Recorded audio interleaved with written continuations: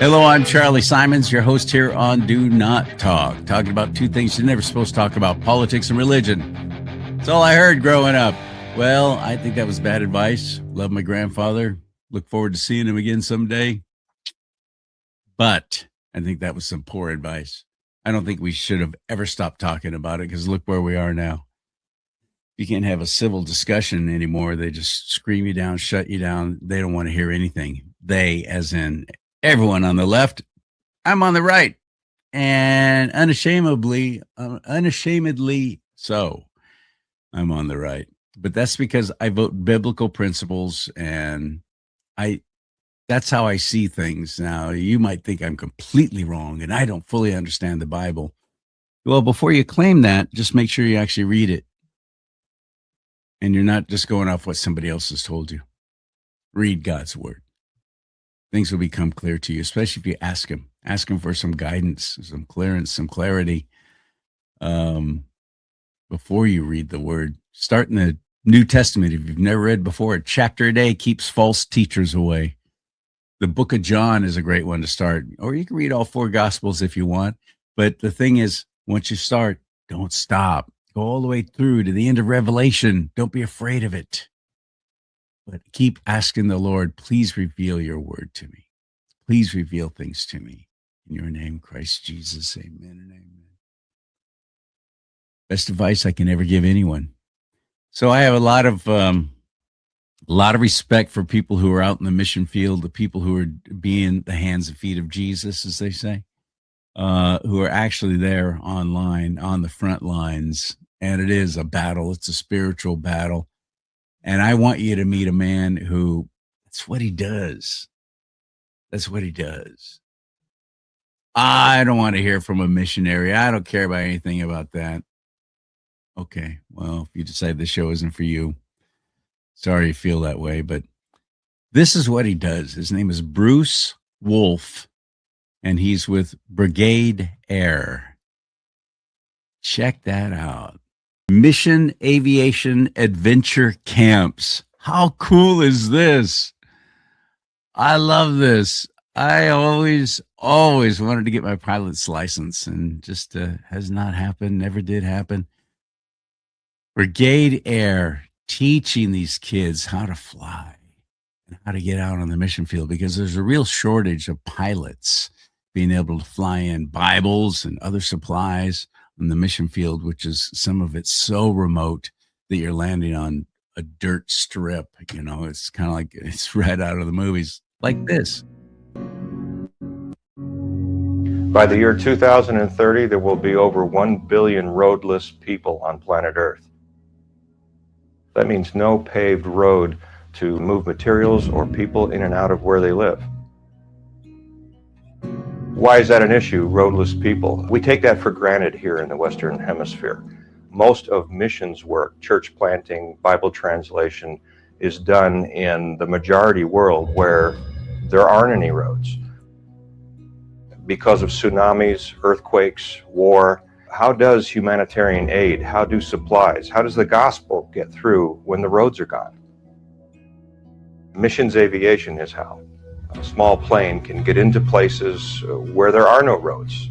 A small plane can bring medical relief, can bring supplies, can bring life where there's no other way to get there.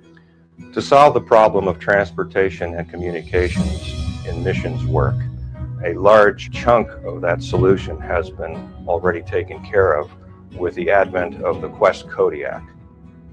It's a new aircraft that was designed for missionary aviation.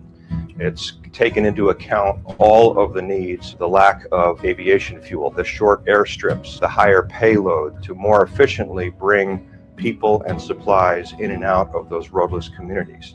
We now have the technology and aircraft to do this. There's just still one large remaining problem. Who's going to fly those Kodiaks?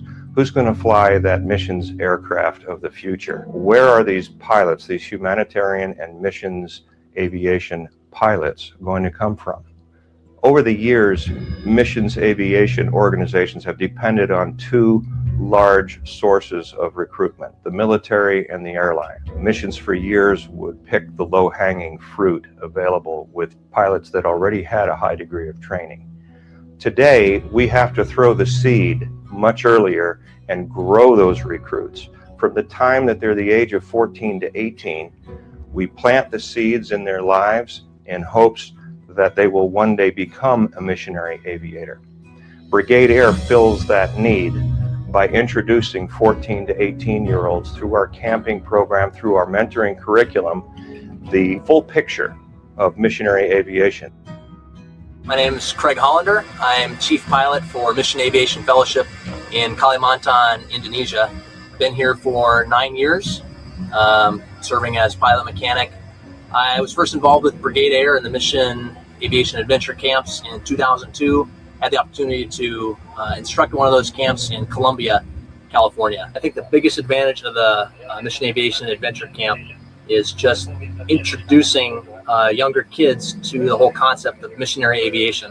I personally had never heard of mission aviation while I was in junior high and high school. It wasn't until my third or fourth year of college that I actually heard about it. If I'd been introduced to it personally at an earlier age, I would have actually come here and been serving on the field about 3 years sooner. I think it's so important that we have more pilots and more mechanics in the future.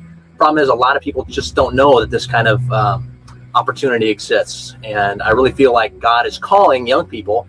He was calling me even while I was in high school. I didn't know the specifics about missionary aviation. And if I had this kind of opportunity when I was a kid, it would have been just totally mind-blowing and eye-opening for me. So yeah, I would definitely encourage people to partner with Brigade Air. I just think it's a great ministry. Brigade Air is necessary because it's countercultural. Brigade Air can do in a week what the church and the local youth group cannot do. We get them away from the electronics, away from the cell phones. We get them in the cockpit of an airplane with an experienced pilot. We enable them to hear God's voice that may be speaking to them, but they just can't hear it. Who's going to fly that missions aircraft of the future? The recruitment shortage can only be solved one way, and that's by introducing young people today to the needs globally in hopes that God will lead and provide in their lives, that they will train to solve the future needs of missionary aviation worldwide. Please become a partner to our ministry. Visit brigadeair.org and help us reach those billion roadless people. I'll bet he's got stories. I'm looking forward to talking to him. Bruce Wolff is on Do Not Talk. Right before I bring him in, though, I wanted to invite you and ask you to please help this show grow by just liking this. Hit that like button, and then it helps with the whole algorithm thing. And if you comment down below, it all works. It's got to be 6 words or less, or more, though, or more, because 5 words or less, they count it as a bot. That's just the way it is now. It's just crazy. So you'd be helping this show grow and sharing it. Sharing it is the best thing you can do, because Facebook deleted all of my pages last summer for a little show I did about Pride Month. Seemed to tick off some people at Meta as I exposed what a fraud and a scam that is. And it's right around the corner again.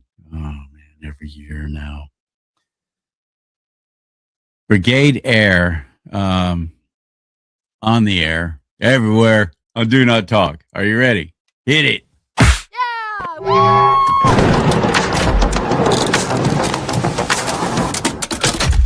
I am really looking forward to hearing your stories. Hello, sir. Hey, Charlie. Great to be here. I appreciate that. I'm glad you are.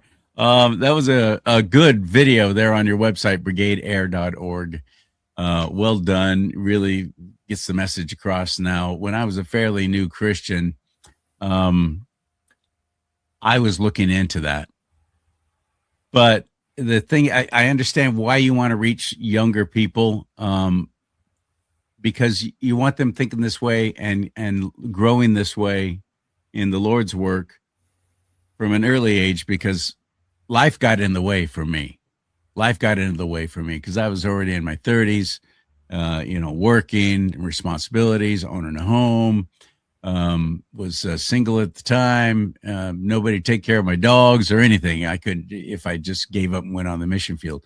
Well, Jesus said, if you put your hands to the plow, don't turn back and look. Don't be thinking about, I just go for it. I turned back and looked. What happened? I never followed through. And I've always had this dream of flying. This would have been an extraordinary way to do it, but you got to get somebody when they're younger like that. So I think that's very smart that you're educating and bringing them up in God's field, mission work. How long have you been doing that?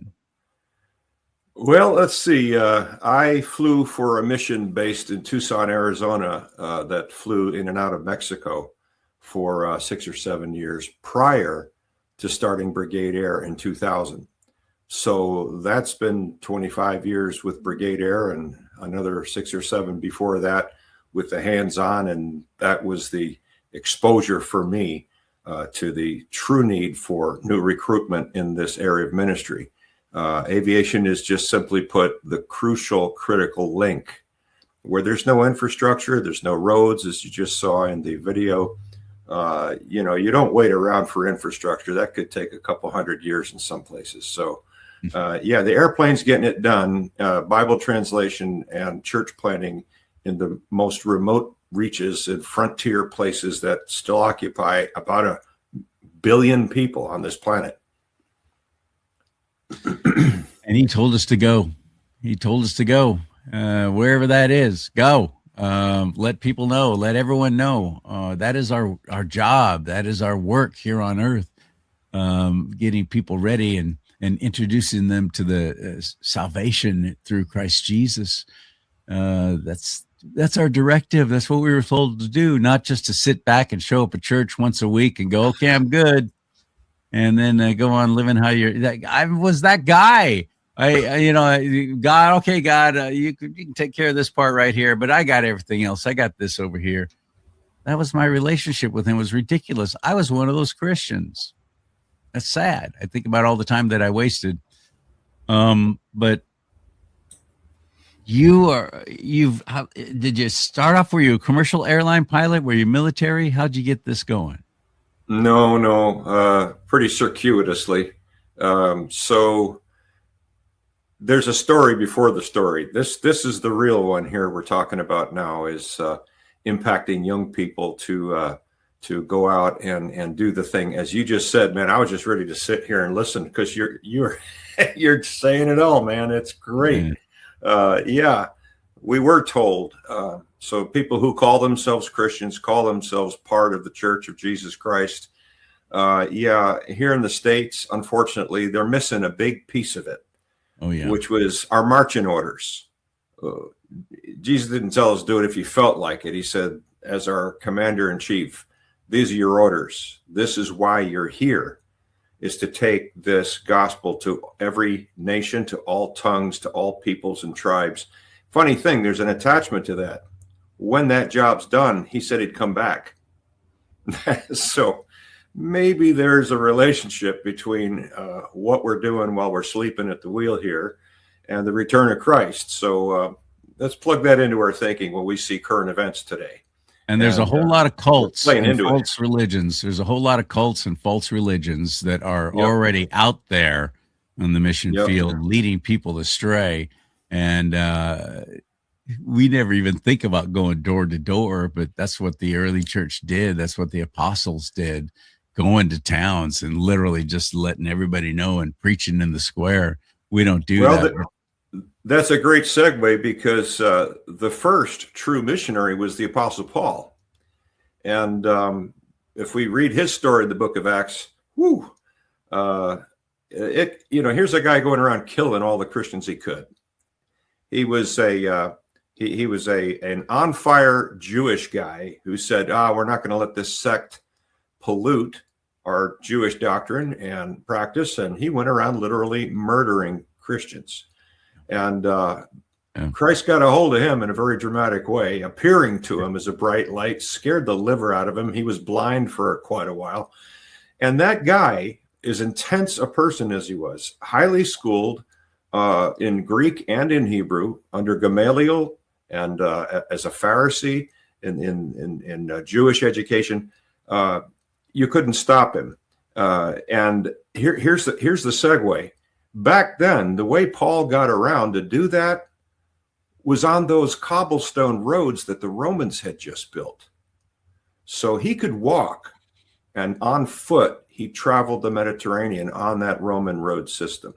So God in his omniscience introduces Paul and the gospel and the planting of the first century churches through that man only when he had access on an all-weather road that the Romans had built. Well, if we're going to wait for roads today, like I said earlier, it's going to be a while. So, the U.S., we got the gospel from people who came here on ships. We've got a big ocean on both sides, And so pilgrims and the early settlers came here, brought the gospel with them. In the United States, we know quite a bit about that early history. But again, it required transportation. So in these remotest places around the globe today that don't have an ocean connecting it, that don't have a road system, aviation's the only way to get the job done. So yes, that's what I've been doing for 35 years. And as I said, it was circuitous. My folks were missionaries, but honestly, I wanted nothing to do with it. So that's really what the book's about, is how in the world did God grab a guy like me and do such a U-turn? When I was fitting and fighting and screaming, I just did not want to do this because I saw how it was. It was pretty rough for me. My folks were missionaries. We were in Nigeria, and unfortunate for us, we got there just a year before the war with Biafra started. And so, they were shooting at us. Biafra, Africa's bloodiest coup, started in 1966. And it was just as oil was struck in the state of Biafra in the south. And the world's been it's now what, the fourth or fifth producer of crude oil ever since then. Well, we happened to be there when that all went down. And tribal factions and ethnic factions in the north and the south, you had predominantly Christian tribe, the Igbo people in the south. You had predominantly Muslim and other tribal religions in the north, and that's where Lagos was, still is. And so a war broke out, and anywhere from 1 to 3 million, we've never gotten a number of it, children were starved to death or chopped, women, children, men with machetes shot. Most of them were just starved out, though. And that all went down while we were there. It started. And so my dad, having been in the Navy first and then working for the Salvation Army, somehow that became a threat, and an assassin was sent onto the campus where my father was the principal of the Salvation Army Training College in Lagos, Nigeria. And 2 times in 3 months, our night watchman stopped an assassin on the campus sent there to take my dad out. So that was our cue. It was time to get out of Nigeria. We came back to the States in March of 1967. And there's a long. You had to be young. I'm guessing you're in your 60s. You had to be very young. I was 8 years old when we came back from Africa. So it was formative. And for me, it's what they call a third culture kid. Mom and dad were born and raised in New York City. I was born in Greenville, South Carolina, but the family moved 27 times in 20 years, so I don't really know where I'm from. And now this event in Africa, after living in England for just less than a year prior to that, now we're in London, and come back to the U.S., but it's to my folks' home turf. Why were you in England? Was this your parents are doing other mission work there, or? Okay, I am telling it backwards. So you said 27 years or 20. You moved 27 times in 20 years. The family did, yes. So wow. That was, since mom and dad got married. So my brothers and I were there for most of those. Couldn't tell you exactly how many, but we were in North and South Carolina. We were in Georgia. We were in Florida, several places in each of those states. And so, then in '65. My folks went to London. We sailed on the original. Yeah, that's making me feel old now. I don't know.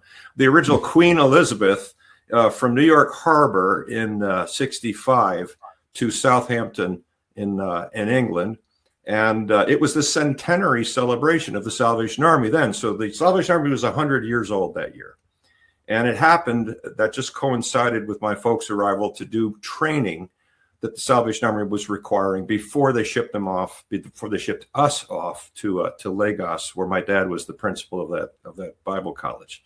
So while we were there, Royal Albert Hall in London, look it up. Queen Elizabeth II was 39 years old, and she was at the event. It was 10 days of celebration because Salvation Army is a pretty big thing in London.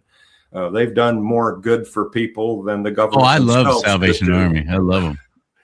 Love them. I've done work for them too. Yeah. So my folks were with the Salvation Army. We met Queen Elizabeth there in her entourage coming out of Royal Albert Hall. Wow. You actually met her.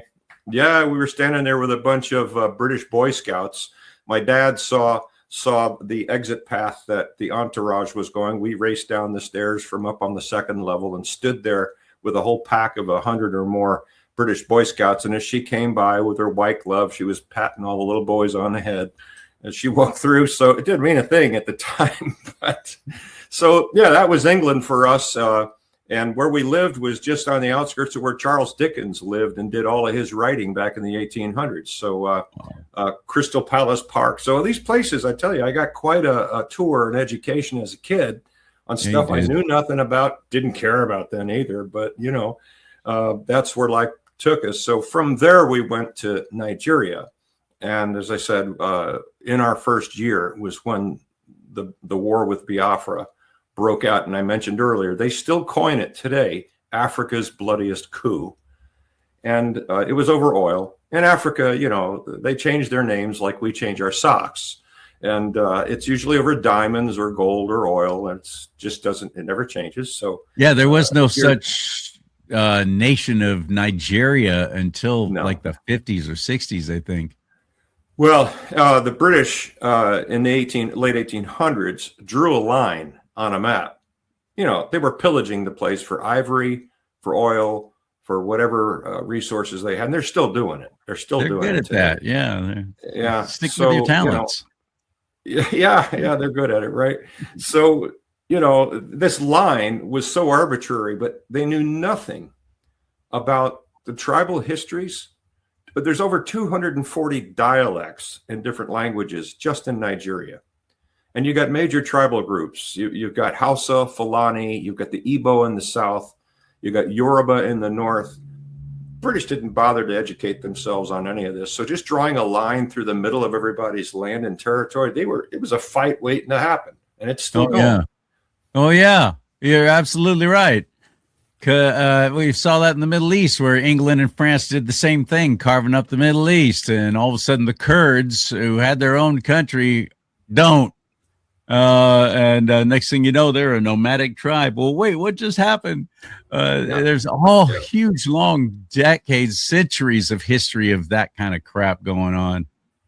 Yeah, and what you saw happen last fall with President Trump and his clear signal to Nigeria, because they are the lead murderer of Christians on the planet right now. Yep.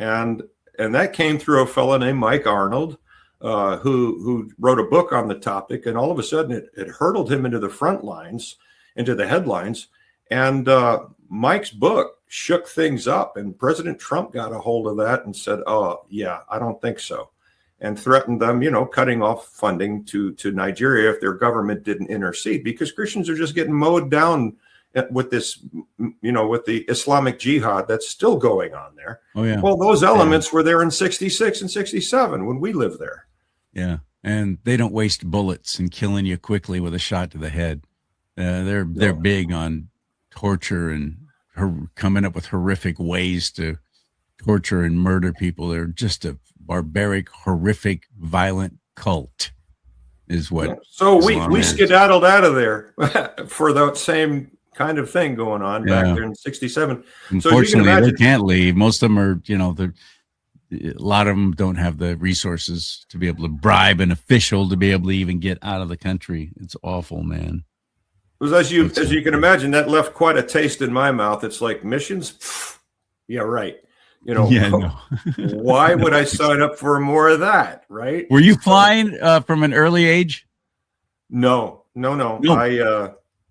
No. So you asked if it was military or airlines. Neither of the above. So you know, I had to get square with God myself. You mentioned about a detour that you took, and the Lord might have been leading you in that direction long before He was me.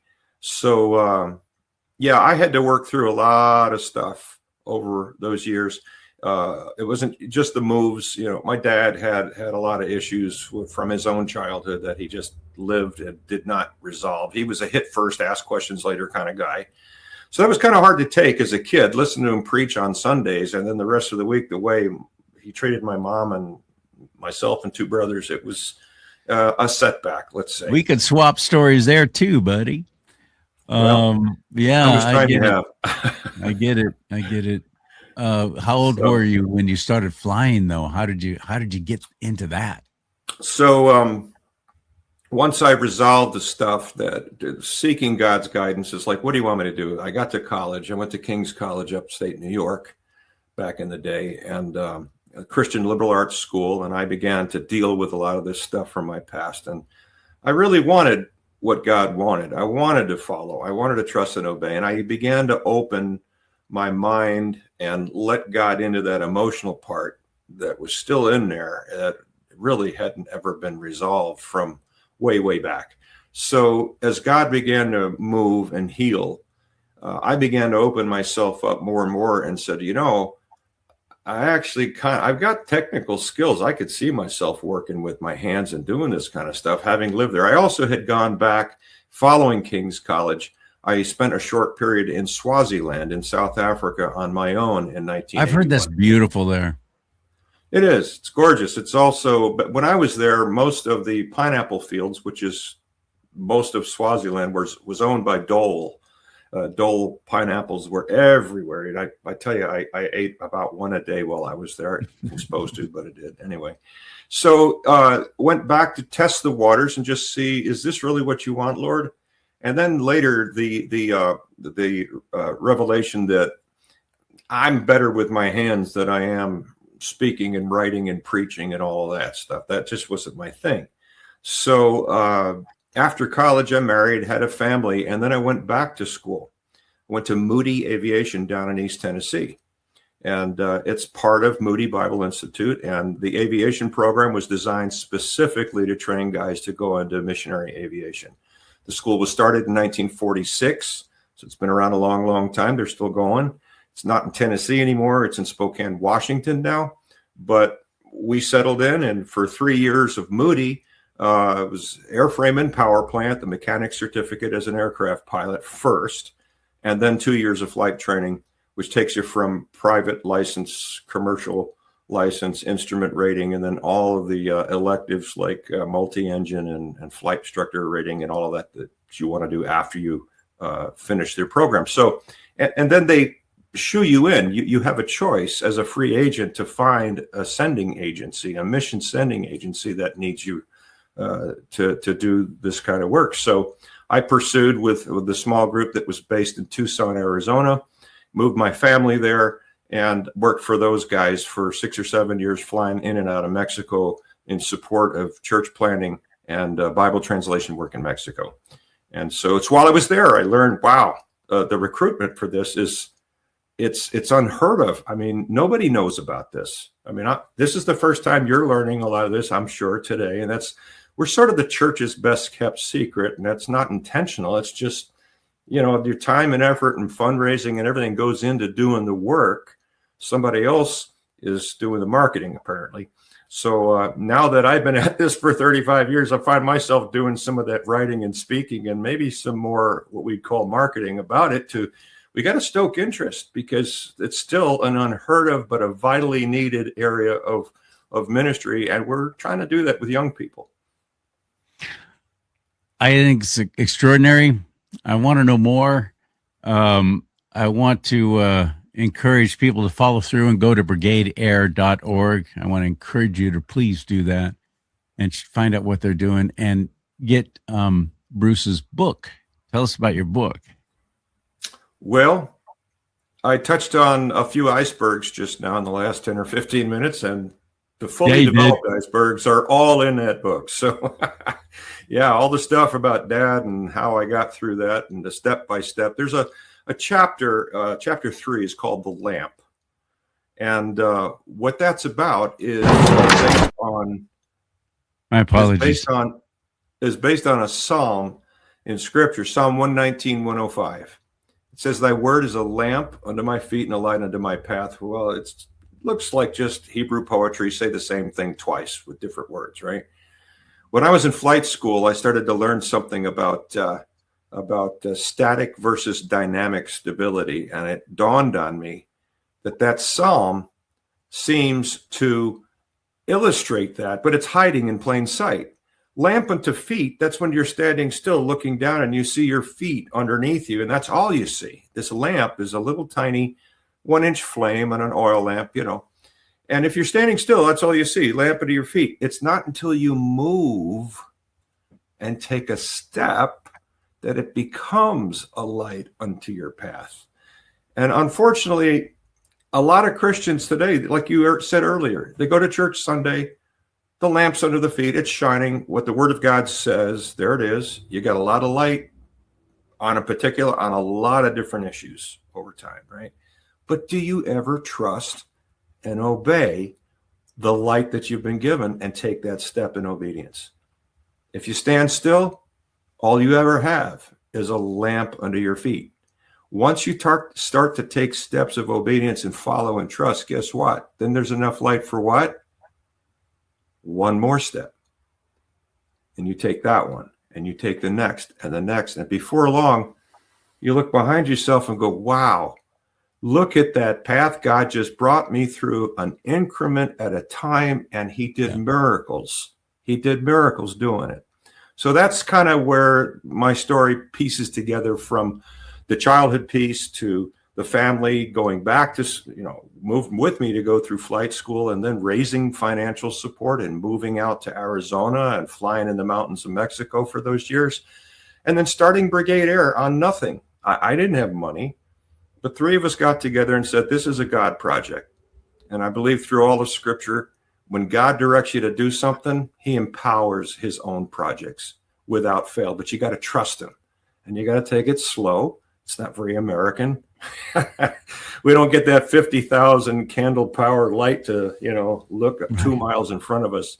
No, he wants you to trust him, and he's got this, but we don't learn to trust him unless we're willing to take the risk on what he says. All right. That doesn't mean bungee jumping, not that kind of risk, but just risking. I'm not in control. I'm going to let him be in control. And I'm going to take a small step and trust that he's not leading me off a cliff. Take that step, and you go, wow, you keep that up after a while, and you realize he's everything the Bible said he was. He's good. He's loving. He's wise. He knows everything. He owns everything. And if you just trust him, guess what? He pays the bills. That's Matthew 6. Seek first my kingdom and my righteousness, and I'll give you everything you need to do it. He's been faithful to me for all these years, and Brigade Air is a living example of how God leads and provides in the life of somebody willing to trust him. There's another scripture I love in the Bible that I hear Christians quote all the time. Well, God wants good things for me. So it says in the Bible, the Lord wants good things for us, for those who love him. And I said, well, there's a comma there.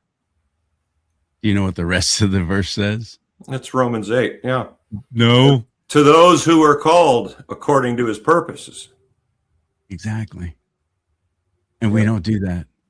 Well, I love him, so he's going to make good things happen for me. Are you called according to his purpose? Because that's when it's going to happen. Are you obeying what the word teaches? There's the litmus test, right? So, right. Unfortunately, like you said earlier, we got all kinds of churches, and then God is presented by an awful big swath of what I call false religion. It's not what the Bible teaches. He's some divine dispensing machine. He's like he pops out you put a quarter in and out comes a can of soda or a lollipop. That's not God. That's a dispensing machine. They pray to him like he's an ATM. Yeah. I need something, God. Throw it my way. we are all called according to his purpose. It's no accident that we are following his son, Christ Jesus, and that we've given our life to him. If you just raised your hand in the church when the pastor asked, all eyes closed, everybody looking down, raise your hand if you want to be saved. And what have you done with it from there?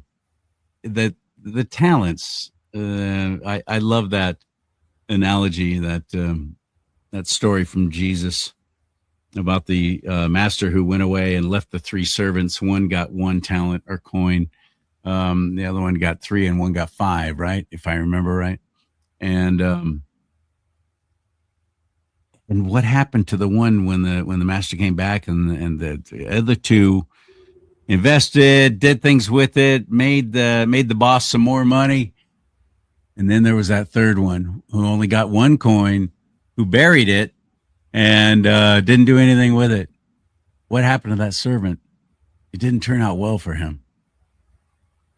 What are you doing with the talent that God has given us when he gives us all talents? We got the gifts of the Holy Spirit. Are you squelching it?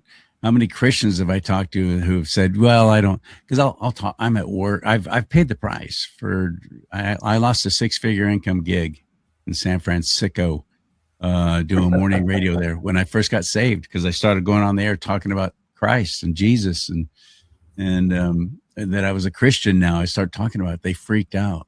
I got fired because I became a Christian and actually talked about it on the radio. And then I have Christians, saying, yeah, I don't wear my religion on my sleeve. If I were you, I'd be putting on a tank top with no sleeves at all, because you better start sharing, because we're going to have to answer. We're all going to have to answer. What did you do with the talent that I gave you? What'd you do? Just go to church every week? Good on you, except for when a good football game was on. God will forgive me. I got to go to this football game. Going to church does not save you. But as Jesus said, if you love me, follow my commandments. That's what we do. And you got to actually read the Bible before. Don't let somebody else tell you what it says. Read it for yourself. But I want to hear some of your stories about flying. You've been in the mission field and things happen. I've been on that little, what we call puddle jumper, more than once. Once, just a vacation, I went down to Costa Rica and I wound up on one of those areas that was there were no roads. Only way you could get there was one of those small planes landing on a dirt path. And then from there, we went to a boat and we had to follow this river for a long time till we got out to the ocean. And then that's where that camp was. And at 10 p.m., generator was off, lights out, everybody go to bed, go to your tent. And that was quite an adventure. That was my first time seeing the kind of airport and landing strips that you're talking about. Now, that was actually maintained. Now, imagine areas where you're lucky if you find an open space like that. That's not going to, you got to think about grass or weeds, any kind of vegetation there, because that'll catch up a plane that's coming in, caught on the wheel, boom, you're nose diving. There's all kinds of things to think about and consider. To give us some of these stories. Well, you said those strips are maintained. Well, just cleared of brush. Yeah, right. And not paved. They were dirt. Of course, yeah, dirt, gravel. So in order for aviation to be that crucial link, a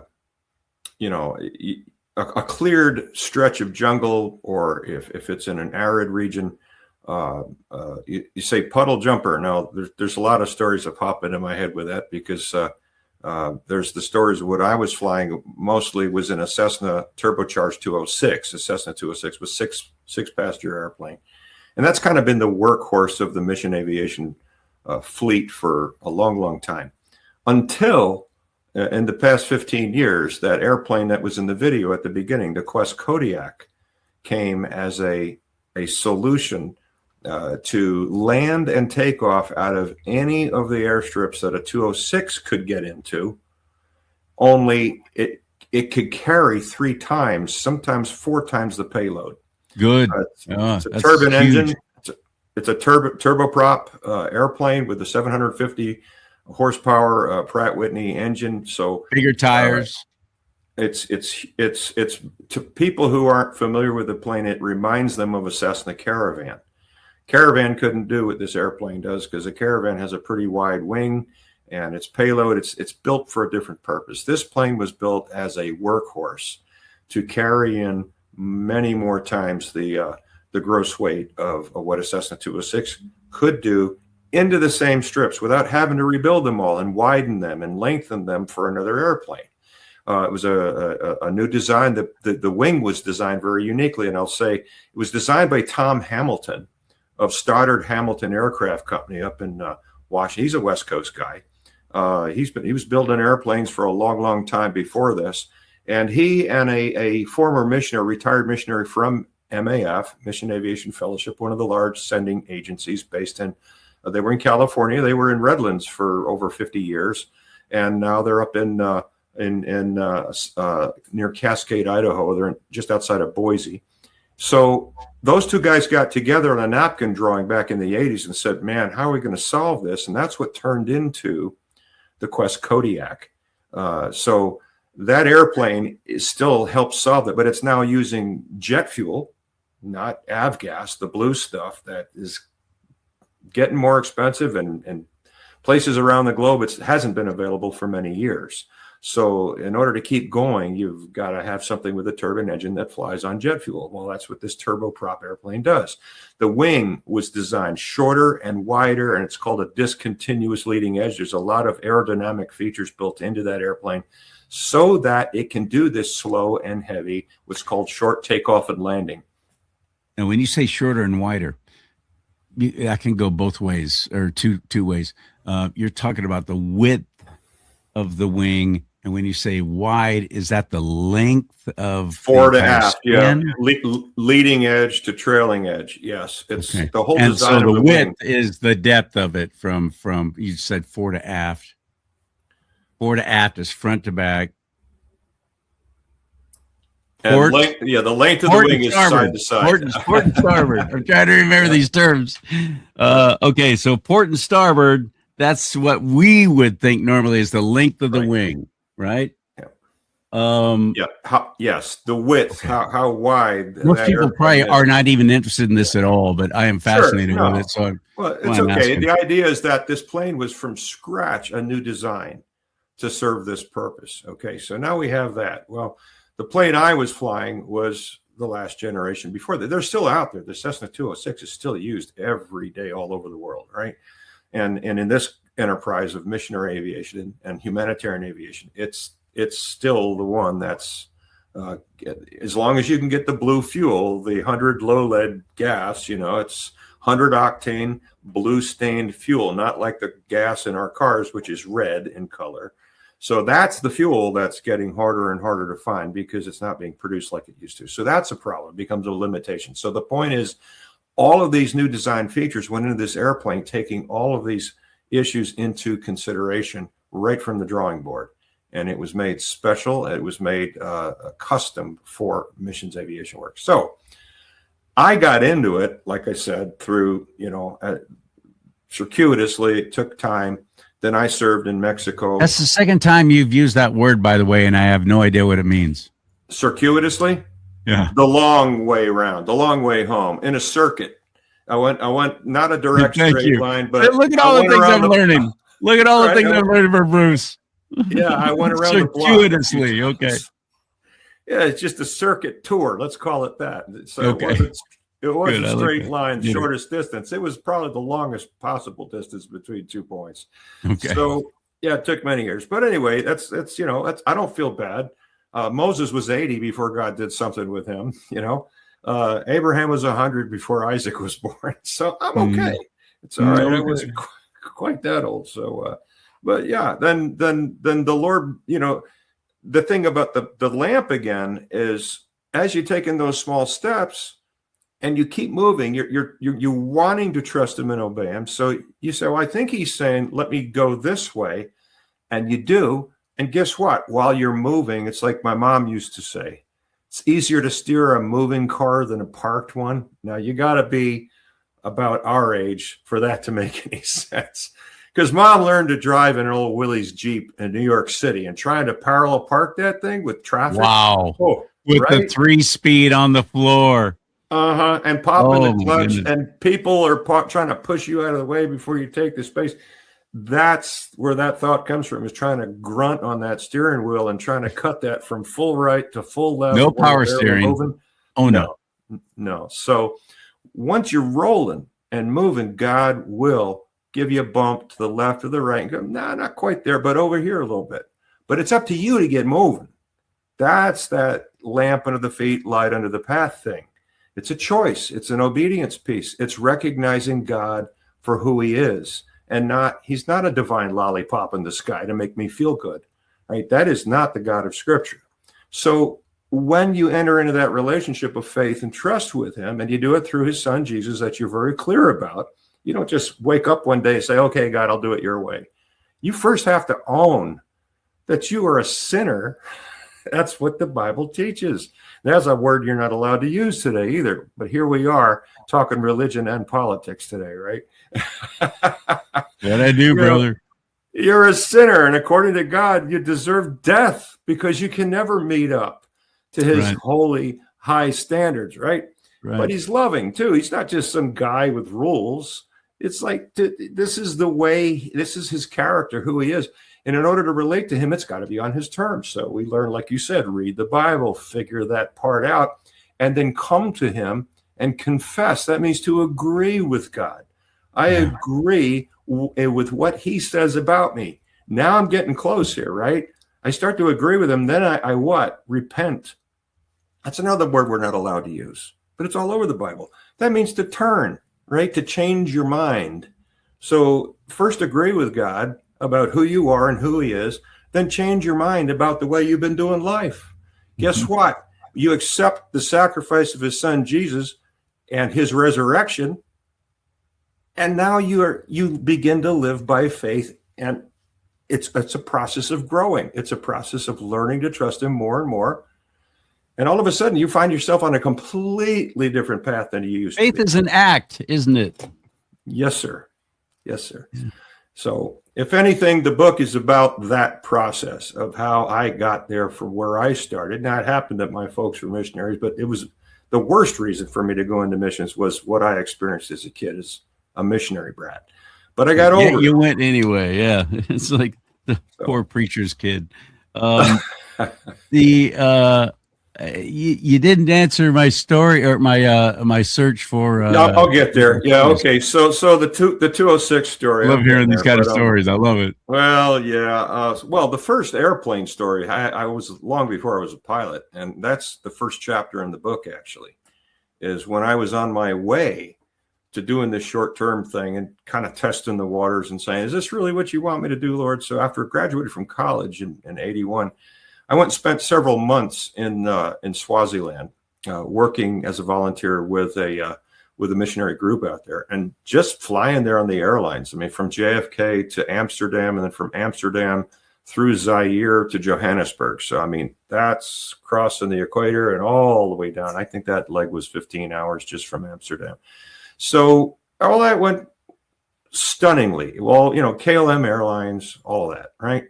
So then the last 50-minute flight, 50, not quite an hour, was from Johannesburg to Manzini, Swaziland, the next country over. That's a small little plane you're on. Well, it was a twin engine. It was a twin engine British turboprop commuter. Okay. It probably sat about 30 people. And it wasn't even an hour flight, as I said. It's South African Airways offered that flight twice a day, same route. It's usually hot and clear. It's a lot of high desert there. And we're crossing mountains to go into Swaziland. Well, yeah. Turbulence. Going over desert mountains, right. Man. The updrafts, you're bouncing around like crazy. Well, then there's what happened to us. So and back then it was just a curtain separating the crew up in the front from the passengers. without a whisper or warning over the intercom, we hit some sort of a pocket. Now, this is before I was flying, before I was a pilot. And the best description I've heard since then is it's what pilots today would call cumulogranite clouds. Granite, not a good word. Well, it felt like you hit granite. Yeah, exactly. That's what I figured. We lost thousands of feet and dropped not in a dive, but I've heard about this happening. Suddenly dropping out of the sky. And the lady no lift under the wings. And you're still going forward, but there's no lift under the wings. It's just like there's suddenly a vacuum sucking you down towards the earth. Downdraft. Yeah. And it's violent. You drop fast. And when that happened, the gal with the drink cart, we called a stewardess back in those days, she came off the floor with that stainless steel cart, and it was her shoulders were pinned to the ceiling as we were falling straight down. And when we hit the bottom of that air pocket, it was as though we hit the ground. And she slammed down, and she was bloodied and crying. And there was, back in that day, it was real china and real silverware, British tea time, right? And yeah, it was a mess. And some people were cursing, some were vomiting. And the funny part in that chapter was in the British design, left side was smoking and right side was non-smoking back then.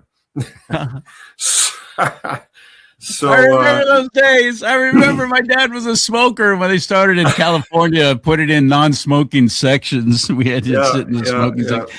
It didn't matter where you were sitting. Smoke seems to travel.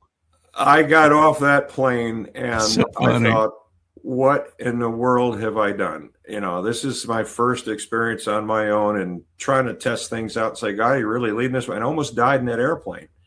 I mean, the wings and the engines were still attached, and how, I don't know.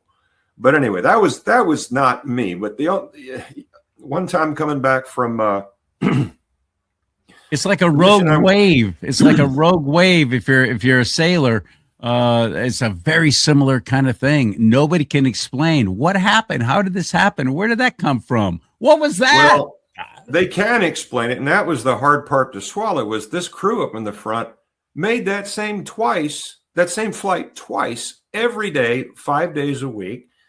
That hour flight, 45-minute flight out and back across those same mountains. The prevailing wind is always off the Indian Ocean. When you're flying east, the wind is in your face to the west, and there it is over that ridge. And they experienced what's called a mountain wave. It was there. It didn't change, but they were surprised by this. And they never even made a call to the back to say, folks, you need to tighten your seatbelt. So I was lost on how the flight crew know. Let that poor stewardess know. Oh, that's awful, man. So anyway, that was that, and that was somebody else's real story. But I was coming back from El Paso to Tucson with one of our 206s with the mission. And there was scheduled maintenance for another one of our 206s, which had been in country with another one of our families that was based in Chihuahua City. We did all the maintenance back in Tucson. So we'd bring them out of Mexico and do it at our hangar in Tucson. And so I took a fresh airplane, let's call it, one that had just been through an inspection, and met up with the other pilot in El Paso. He came up out of Chihuahua City with his plane. We swapped airplanes. He took the fresh one back into Chihuahua, and he continued to do the work he normally does. I took the stale airplane from El Paso back to Tucson, and that's where things got interesting. It was 90 degrees. I was in a T-shirt when I left El Paso. And the closer I got to home base, which was Ryan Airfield, just 12 nautical miles past Tucson International Airport. So, just west of it, a squall had been developing. I saw it building as I was heading farther west. So I knew I was going to be running into weather. And all the reports were it was a violent thunderstorm. So you don't tangle with them. You certainly don't file IFR and fly instruments and hope for the best. No, especially in a small plane. If you can't fly around the whole weather pattern, you land until it passes by, huh? Well, I was just the flight line and the time left and the time, speed, and distance of my of that leg of the flight, I was just going to make it back to where our base was in Ryan Field if everything had gone normally. Well, I get to Tucson International first, and one of the things Moody went out of their way to teach guys doing this kind of flight was the kind of habits they don't teach you just in normal private pilot training everywhere else that you go. Your training at Moody will save your life, and it did again in this instance, because part of their training was, if you're going to switch fuel tanks in an airplane, in all of them, of course the big ones, a lot of this is automated, but there's still a variety of fuel tanks. They're in the wings, they're in the center of the airplane, depending on if it's a Boeing, there's a center fuel tank, and there's wing air tanks. In a Cessna, there's usually 2 large tanks in each wing, one in each wing. And so you have to manage your fuel through that flight.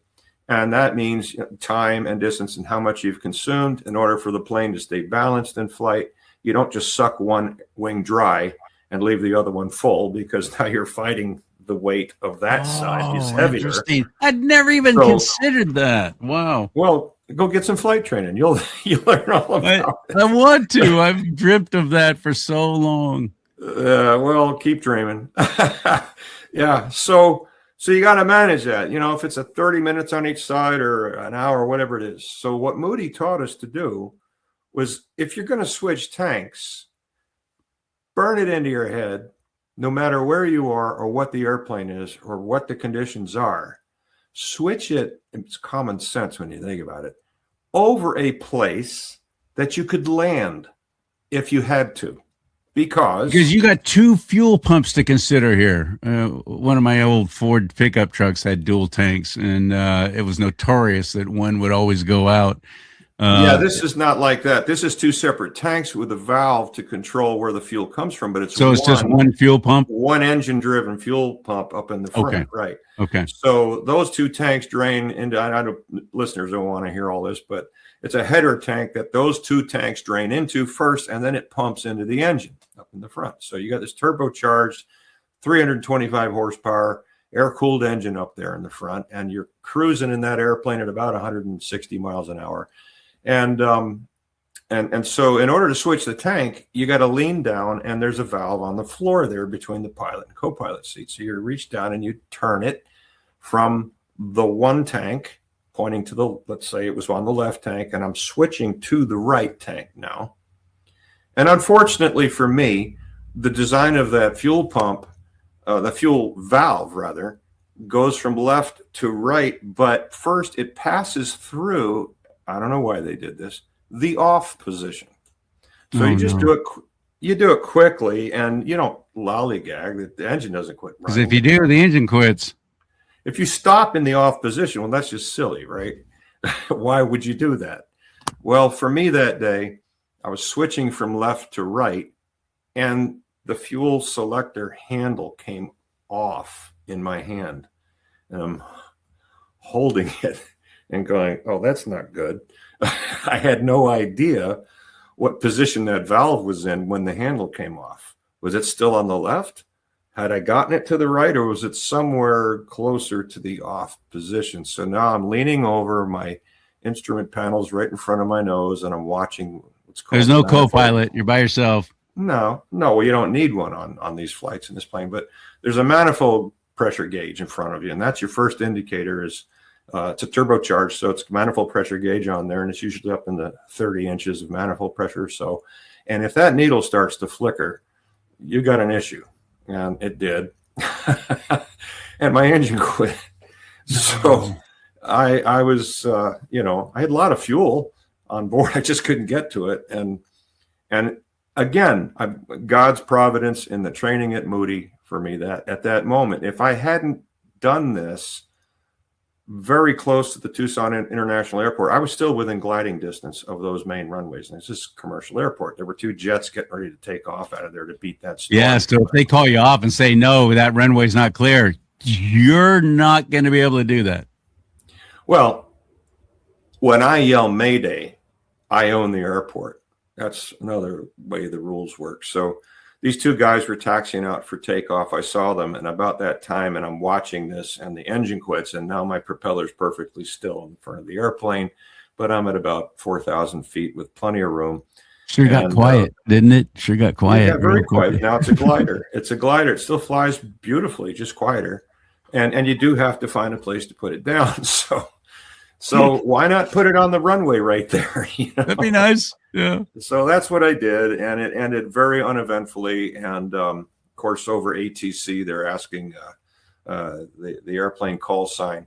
They said, "Will you be needing equipment today?" And that's language for, is there going to be a fire when you put this thing on the ground? And do we need to get foam trucks and all that? And I said, negative on the equipment. We're fine. I had it under control. I knew I could make the runway, and I did, and just glided to a stop and pulled off. But they went ahead as a precaution and called out all these fire trucks.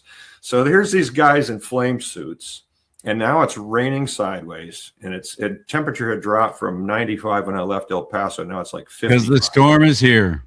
And it's wet, and I'm in a t-shirt, and so this whole cadre shows up here and around the airplane. When I came to a stop, it was obvious there was nothing wrong with it. It just wasn't running. They didn't know what happened, and so the poor gal who was the TSA and the authority for the airport authority, she's dressed like a police officer, and she comes with a clipboard and a female cop, and she comes and she's got glasses, and it's raining so hard she can hardly see me with water drooling down her glasses. And she leans over, and it must have been her first day dealing with something like this. She didn't know what was happening, if it was going to be a crisis. I mean, there's fire trucks there. They were expecting something more dramatic. It was a slow day. It was exciting. They wanted something to do. But this is how a missionary writes a newsletter at the end of that month to all the supporters and tells this story. But mine always ended with a bit of a twist at the end. And this one tells the story of this poor lady coming up to the airplane. And I hop out, and it's raining, and I'm under the wing, and she's soaked, and she's coming up, and she has her clipboard. She's going to take a statement from me and check ID, et cetera, et cetera. So the first thing she says isn't, "May I see your license?" She said, "Do you have a pilot's license?" And now these guys are standing right behind her and watching. And I said, "No, ma'am, but I always did want one." And of course, this row of firemen start cracking up. They got it. She didn't. She's just staring at me like, well, what do I do now anyway? So yeah, God was with me. And I'm, again, the basic training I had at Moody is what I stuck to that day. And if I hadn't, I don't know where I'd have put that thing down, but you had to be high. You had to be still very high altitude to be able to coast all that way, because I can't imagine why you would switch tanks if you were that close to the airport. You must have still been a ways out, but you had enough altitude that you figured you could glide in. Yeah, I wasn't real high because the clouds that were developing as I progressed to the west were getting lower and lower as this system. I was getting closer and closer to it. So I still had a couple thousand feet above the ground, and it was plenty to glide in there. It wasn't a risk but again, the credit goes back to why I went to Moody to get this training. And that's one of the reasons I'm still here and that came through so many times while I was flying in and out of these rough strips down in Mexico that it's a God thing. It's like, if you're going to do it right. So, you ever been greeted by any unfriendlies when you're out on the mission field flying in? Well, like drug cartels. Oh yeah, we shared a lot of airstrips down there with known drug runners, and that's just how it was. Oh yeah. In fact, it was connections of the mission that I worked for that had actually built these runways. And listen, these people in a lot of these places. I'm speaking for the the 80s and 90s. They're growing stuff, and yeah, it's illegal, and it's a problem of, if they didn't grow the poppy plants and the pot and everything down there, they're feeding their families. And in a lot of places down there, that's their only option if they want to eat. And so it's so destitute. And so it was a live and let live thing. We're not law enforcement. The federales and the local aduana, the airport comandante, whoever was in charge in that area, knew where there were drug runners, And so that wasn't our issue. We just kept our nose clean and, live and let live. And we were supporting the missionaries and the church work going on. And it did come to a clash on a couple of instances with some of our guys on some of these airstrips. But the Lord protected and always got our plane back. You look at taking off your aircraft at gunpoint. I'm sure you've heard those stories. Sure. Now you've dedicated your life after having actually done it and being trained, sounds like one of the best places you could ever learn to fly in the missions field like this, which is very different. And you decided you wanted to share it with others and you wanted to encourage them because, as I learned when I first started looking into all this, there's a tremendous shortage of pilots in the mission field. They got the planes even. I hadn't even considered the fuel. I'd never even thought about that. It's not like you can pull up at a Valero and fill up in the 83 octane. You can't do that. You got to have special formulated fuel. And you were talking about aviation fuel. That's 100 octane. And now it's jet fuel if you have a turboprop. You can't just find that anywhere. And you're not around an airport. So you got to ship that in too. This is a huge undertaking doing the Lord's work. Oh, yeah. Yeah. But again, where he directs, he provides for. Someone used to say to me, God always empowers his own projects. So, you can come up with your greatest idea, but if it didn't start through prayer and the word and asking God, how does he want to solve this problem? Go to him directly.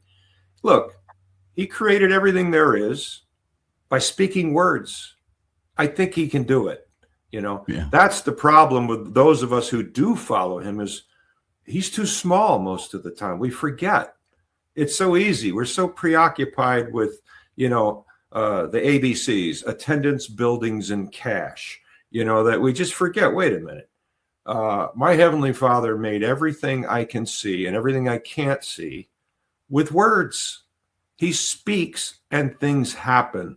So if I'm coming to him on his terms and I've trusted him, his promises are all over that Bible and I stand on them. And that's the only way Brigade Air, those stories are in there, how it was funded, how people came and volunteer pilots. Listen, we did this in 21 states and 6 foreign countries. We've had just about 200 week-long camps in our first 23 years. How many countries? 6. With the U.S., Canada, Hungary, Romania, Eleuthera, Bahamas, and Ecuador.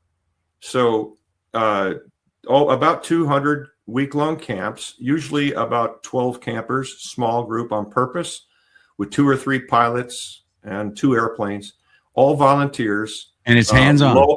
Loaned aircraft. We owned one. We have one Cessna that was donated to us, and it became a community project. In fact, Franklin Graham gave us a very generous donation to retrofit and rebuild that airplane. And MAF donated aircraft radios. Mercy Air in South Africa gave us a GPS system that they didn't need anymore.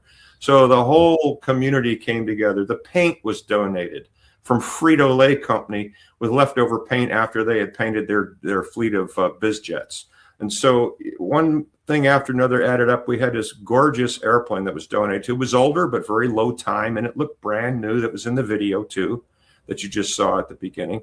So we had that plane, kind of our flagship for doing camps, predominantly on the East Coast.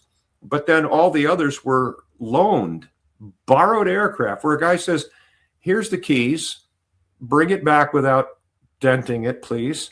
And he gets a tax write-off from us because we're a nonprofit. And, it cuts down on some of his overhead, right? And then the volunteer pilots, which we carefully screened, here's the punchline. We had over 4,000 kids in 21 states and 6 foreign countries, never had an accident, never had a bruised knee, never had any dented metal. And that is, again, God's word. Psalm 4, verse 8. For you alone, O Lord, cause me to dwell in safety. And that was written by the words of King David again, a guy who knew how to swing a sword. He was a warrior. All right. He had shed a lot of blood in his days, but you alone, O Lord, caused me to dwell in safety. Only God could do that. But it was, again, through trusting and obeying, and he kept up his end of the bargain, which is let me do the part I'm responsible for and trust him to do his part. So these kids, I'm calling them kids because I'm over 30, and anyone under 30 automatically becomes a kid.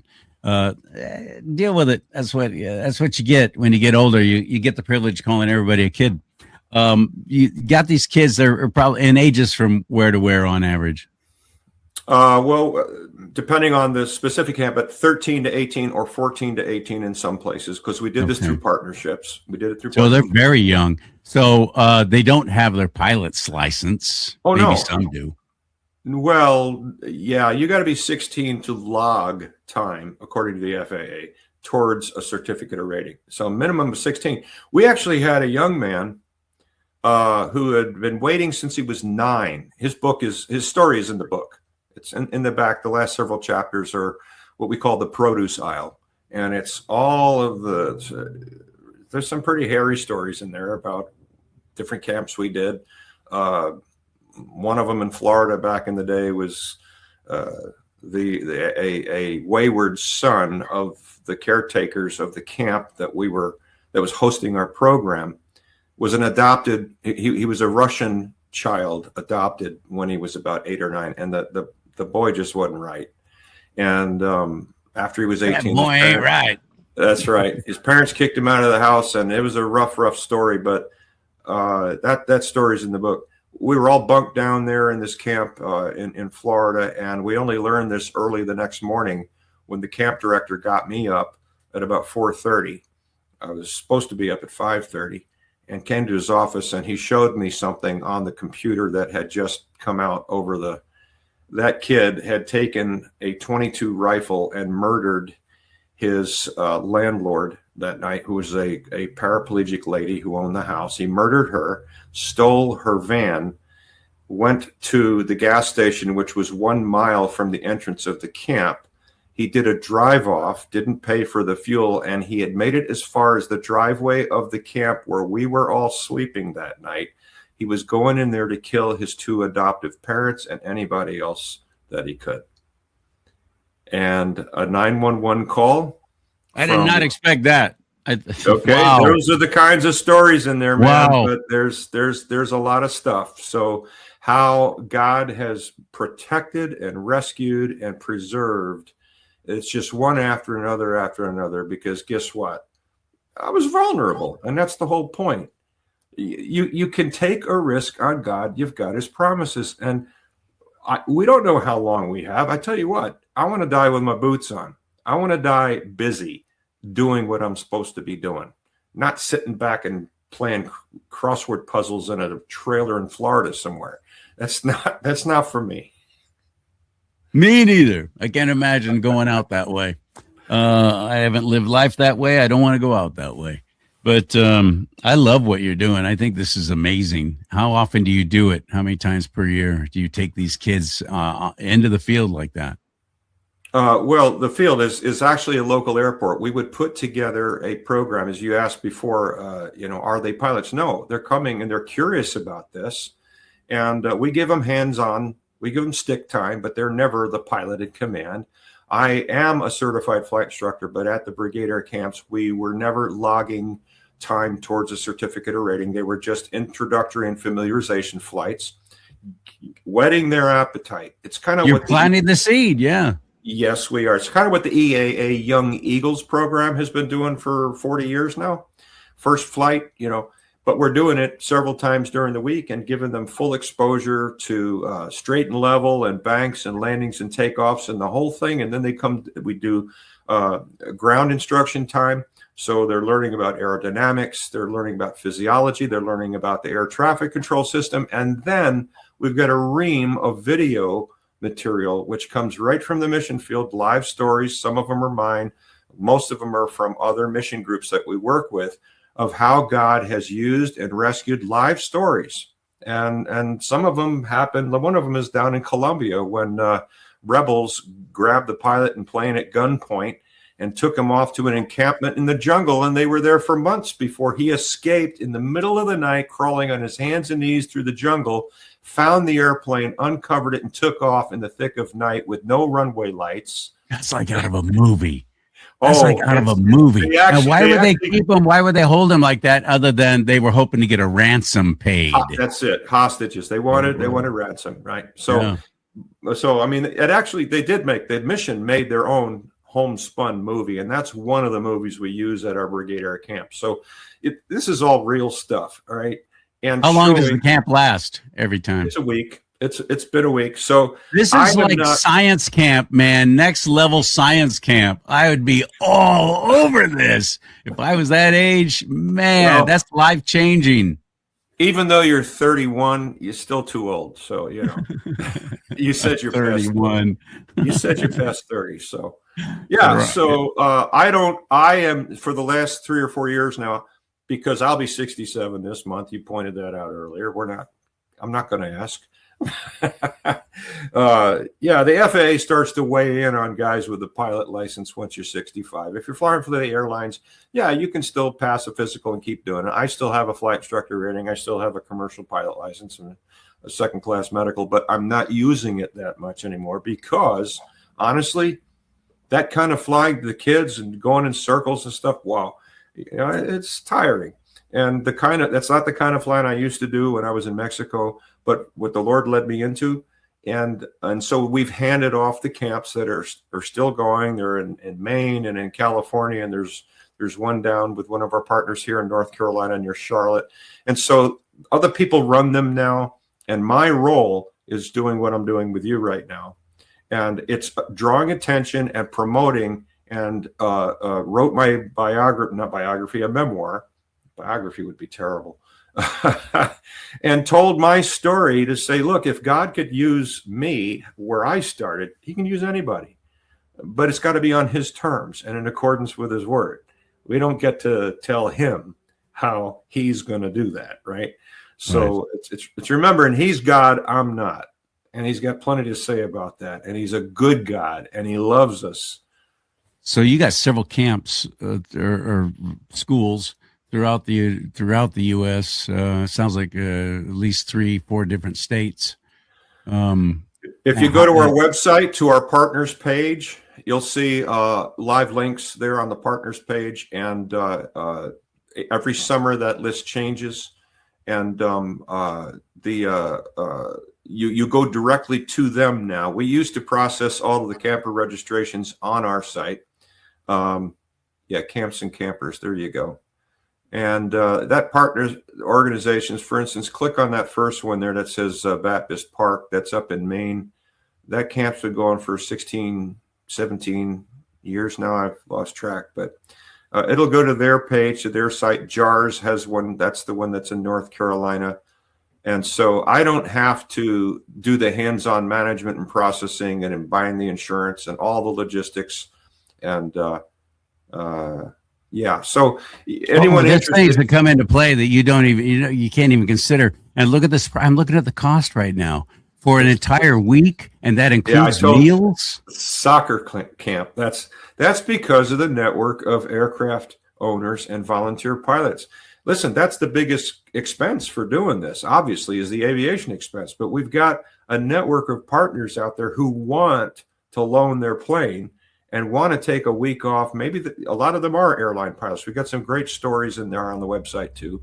And they put in for a week of vacation and they come and fly for our camp. Other guys, there's a guy up there at that camp who's been working for FedEx for many years.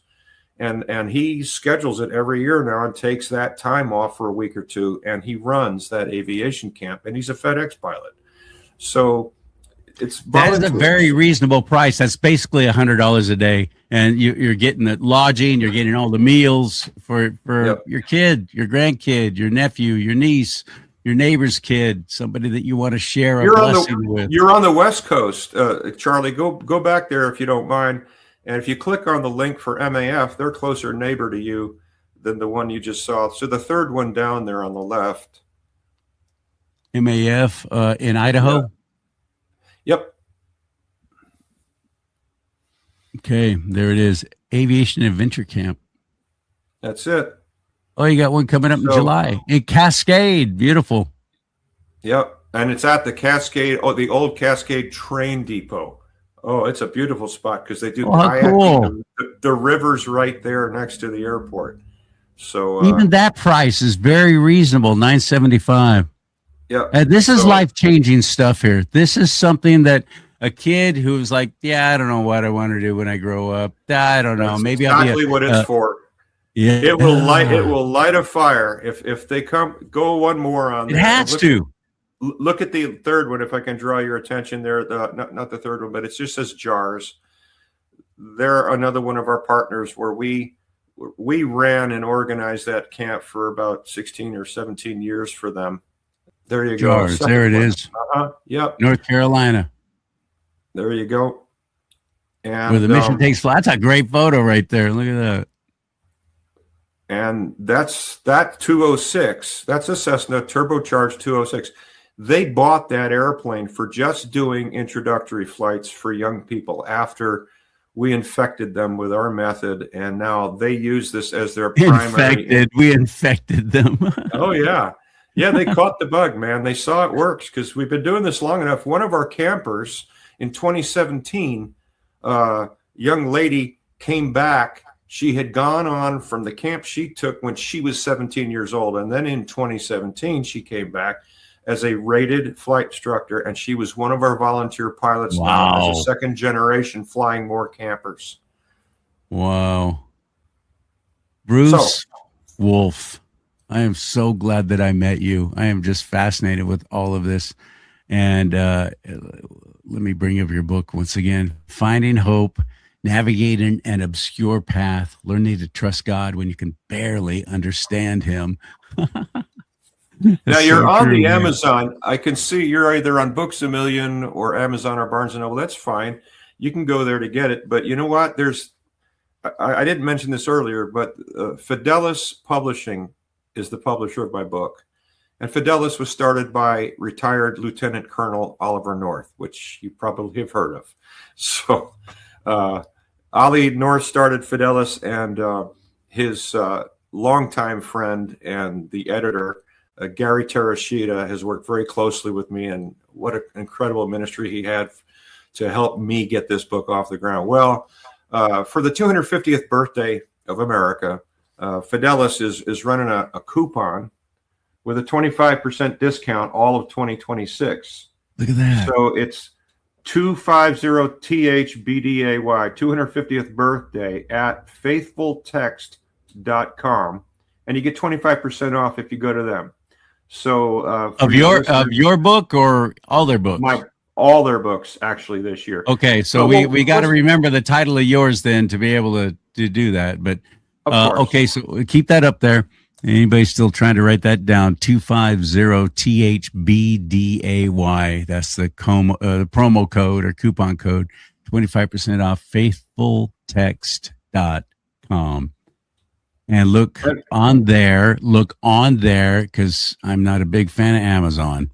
Look on there. I hate promoting them. I'm always asking people, can I get it through your website? I don't want to go to Amazon. I hate them. Yeah. I think they're wicked. Jeff Bezos, no thank you. Anyway, it's called Finding Hope. Oh, there you go. Look at that. I can make it bigger. Finding Hope, Navigating an Obscure Path.